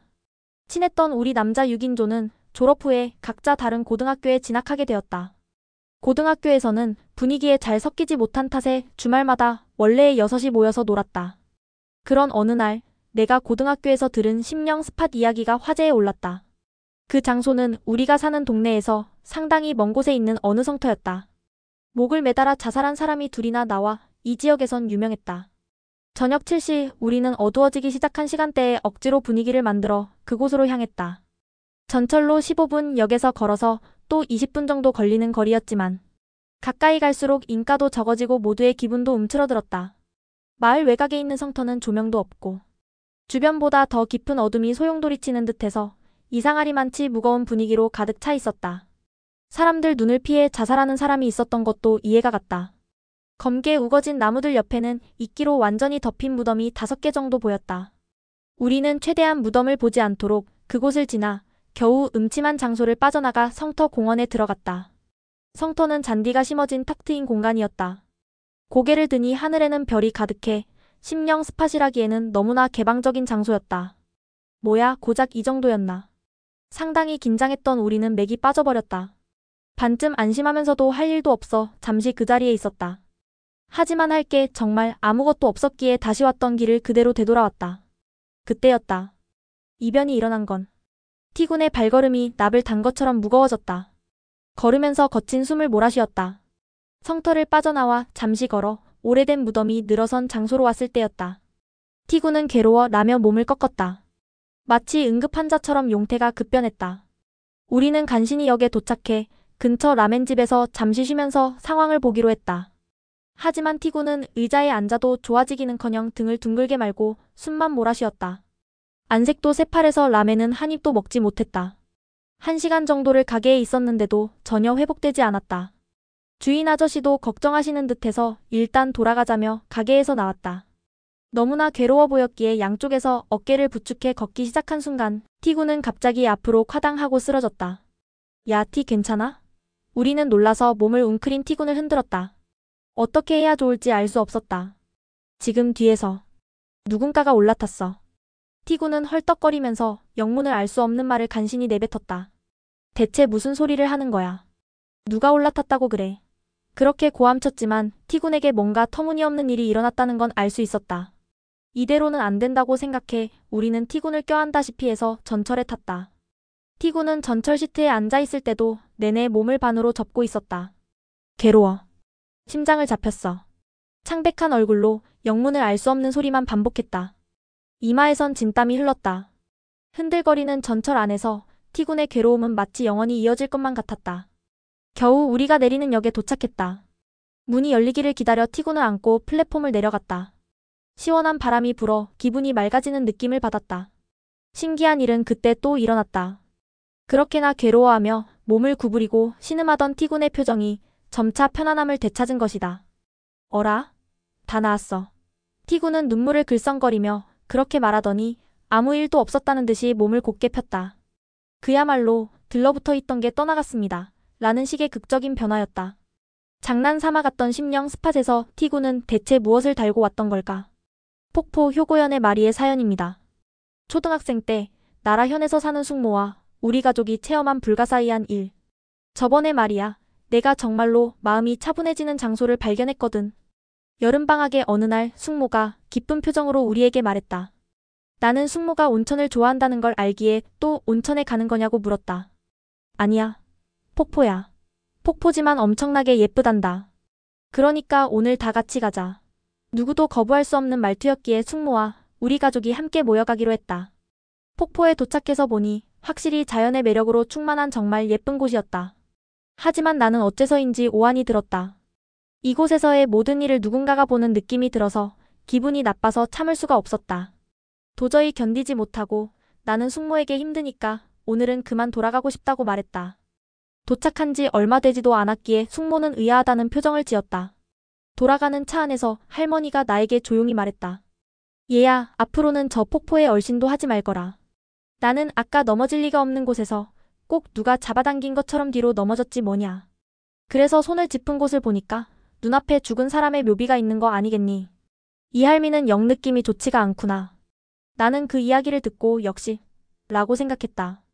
하지만 이제는 갈 일이 없을 거라는 생각에 크게 신경 쓰지 않았다. 그런데 일주일 정도 지난 연휴. 저녁 식사가 끝나자 갑자기 숙모가 지금부터 그 폭포에 가자는 말을 꺼냈다. 숙모는 자신의 손주도 데리고 간다고 했다. 그러자 할머니는 이번에는 필사적으로 말렸다. 안 된다, 가면 안 돼. 이런 시간에 데리고 가면 절대로 안 된다. 진지한 할머니의 얼굴은 지금도 잊을 수 없을 정도였다. 숙모는 어쩔 수 없다는 느낌으로 그럼 우리만이라도 갈까? 라고 끈질기게 말했다. 우리란 숙모, 나와 어머니, 작은 할아버지 부부를 말한다. 작은 할아버지 부부는 폭포에 조금도 관심이 없었지만 숙모가 술을 마셨기 때문에 대신 운전할 사람이 필요해 마지못해 가게 된 것이다. 폭포에 도착해보니 아무리 여름이어도 이미 어두워져 관광객은 아무도 없었다. 떨어지는 폭포의 물소리만 으스스하게 메아리쳤다.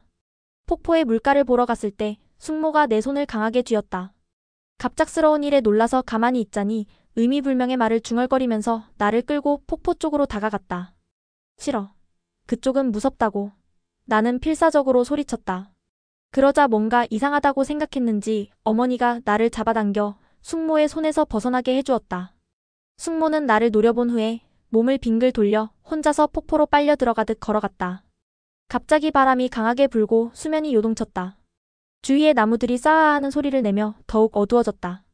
우리는 안 좋은 예감이 들었다. 위험하다니깐. 이리로 와요. 모두 입을 모아 크게 외치며 말리려 했다. 그런 목소리도 들리지 않는지 숙모는 계속해서 물속으로 들어갔다. 우리가 외칠 때마다 바람이 강하게 몰아쳤다. 다리나 치마가 흠뻑 젖어도 상관하지 않고 숙모는 뭔가에 홀린 듯이 폭포 쪽으로 첨벙거리며 걸어갔다. 물속에 돌멩이가 많은지 걸음걸이도 위태로워 보였다. 뭔가에 발을 잡혀 상체가 앞으로 고꾸라졌다. 나는 숙모. 라고 외쳤다. 숙모는 그대로 폭포 앞에서 넘어져 머리를 바위에 부딪혔다. 구하러 가서 그 바위를 보자 경이 쓰여 있었다. 나중에 들은 이야기인데 숙모가 머리를 부딪힌 장소는 그 폭포에서 자살한 사람이 발견된 곳이라고 한다. 그건 내가 중학교 3학년 때 수험을 목전에 둔 겨울날의 일이었다. 하루도 빠짐없이 공부를 해야 한다며 초조해했지만 마음과는 반대로 쓸데없이 시간만 흘러가는 기분이 들었다. 그렇게 마음만 헛돌던 어느 날 공부를 하다가 지쳐서 쓰러지듯 잠들었다. 쉬며 몇 시쯤 되었을까? 갑자기 덜컥덜컥 하고 메마른 소리가 났다. 뭐지? 저 소리는. 귀에 닿는 기묘한 소리 때문에 나는 점점 눈이 맑아졌다. 아직은 안개가 낀 것처럼 멍한 의식이었지만 저건 혹시 옷걸이끼리 부딪혀서 나는 소리일지도. 막연하게 그런 생각을 했다. 그럴 만도 한 게 나는 방 입구에 철사 옷걸이를 여러 개 걸어놓았기 때문이다. 하지만 곧바로 이상한 점을 깨달았다. 어째서 바람도 없는 내 방에서 어째서 옷걸이가 소리를 내는 거지? 창문은 닫혀 있고 방에서 자는 사람은 나밖에 없다. 소리가 들릴 리 없다.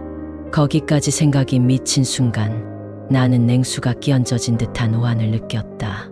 철사 옷걸이가 걸린 입구 근처에 들보는 내 발 쪽에 위치해 있다.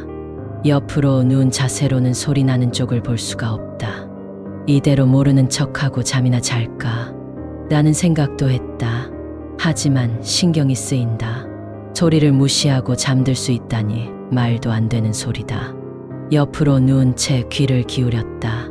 덜컥덜컥 귀에 거슬리는 금소금은 여전히 작게 들려왔다. 그뿐만이 아니다. 그 근처에서 뭔가의 기척을 느꼈다. 하지만 그쪽을 보기가 너무 무서웠다. 뭔가 터무니없는 것이 있을지도 모른다. 하지만 보지 않고서는 견딜 수가 없다. 무슨 일이 일어나고 있는지 확인하지 않는 게 더 무서웠다. 나는 몸을 천천히 반전시켜 태아처럼 이불 속에서 몸을 둥글게 말고서 가만히 이불을 눈 아래까지 내렸다. 그리고 소리가 나는 쪽에 시선을 집중했다. 그러자 있었다. 어둠 속에 숨은 뭔가가 있었다. 내 눈이 서서히 어둠에 익숙해졌다. 점차 형태를 갖춘 그것은 내 눈으로 봐도 믿기 힘들었다. 철사 옷걸이 아래 어둠 속에서 여자의 모습이 보였다. 단 그 모습은 너무나 현실감이 없었다. 흰 옷을 입은 빼빼 마른 여자. 그 여자는 앞으로 완전히 기울어져 땅과 30도 정도의 각도를 유지한 채 서 있었던 것이다. 긴 머리카락을 앞으로 축 늘어뜨리고 인체의 균형을 무시하고 도저히 쓰러지지 않을 수 없는 각도로 몸을 기울이고 있었다. 얼굴은 머리카락으로 가려져 있는데 보고 싶지 않다고 진심으로 생각했다. 있을 수 없는 일을 본 쇼크로 내 심장은 마구 뛰었다. 몸속 깊은 곳에서 오싹거리는 공포가 밀려들었다. 으아! 나는 소리 없는 비명을 지르며 이불을 머리부터 뒤집었었다. 무릎을 끌어안고 덜덜 떨 수밖에 없었다. 언제 여자가 이불을 걷어낼까 생각하기 시작하니 떨림은 더욱 심해졌다. 이불 속에서 눈을 꽉 감고 아무것도 안 보여, 아무 일도 안 일어났어 라고 자기 자신을 타일렀다. 그러는 동안 우물 속으로 떨어지듯 졸음이 밀려와 어느새 잠이 들고 말았다. 어느새 공포의 하룻밤이 지났다. 평소와 다름없이 아침이 아무 일도 없었다는 듯이 찾아왔다. 그건 나쁜 꿈이었을까? 좀 공부의 피로가 존재하지 않는 것을 환시했을 뿐일까? 하지만 다음 날도 또 그 다음 날도 덜덜거리는 옷걸이 소리는 계속해서 났다.